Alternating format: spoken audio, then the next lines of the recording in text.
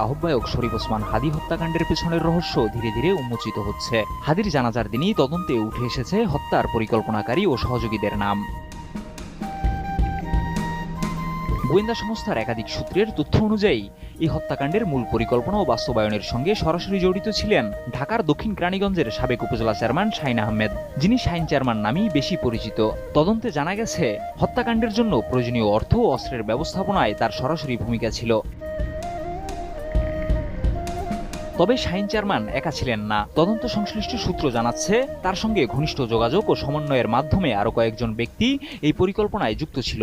তাদের মধ্যে নিষিদ্ধ ঘোষিত ছাত্রলীগের সাবেক কয়েকজন নেতার সম্পৃক্ততার প্রাথমিক তথ্যও পাওয়া গেছে।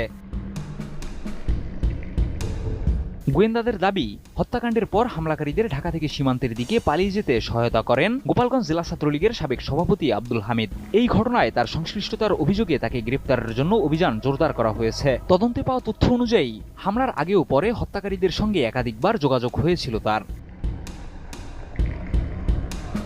নতুন বাংলাদেশ গড়তে এলো জুলফিকার স্টিল। জুলফিকার স্টিল, ইস্পাত দৃঢ় অঙ্গীকার। তদন্ত সংশ্লিষ্ট কর্মকর্তারা বলছেন, জুলাই অভ্যুত্থানে শরীফ ওসমান হাদীর সক্রিয় ভূমিকা এবং গত বছরের 5 আগস্টের পর তার ধারাবাহিক বক্তব্য ও রাজনৈতিক অবস্থান আওয়ামী লীগের একটি অংশকে চরমভাবে ক্ষুব্ধ করে তোলে। দলটির অভ্যন্তরীণ মূল্যায়নে হাদীকে বড় ঝুঁকি হিসেবে বিবেচনা করা হচ্ছিল। সেই প্রেক্ষাপটেই পরিকল্পিতভাবে তাকে হত্যার ছক তৈরি করা হয়।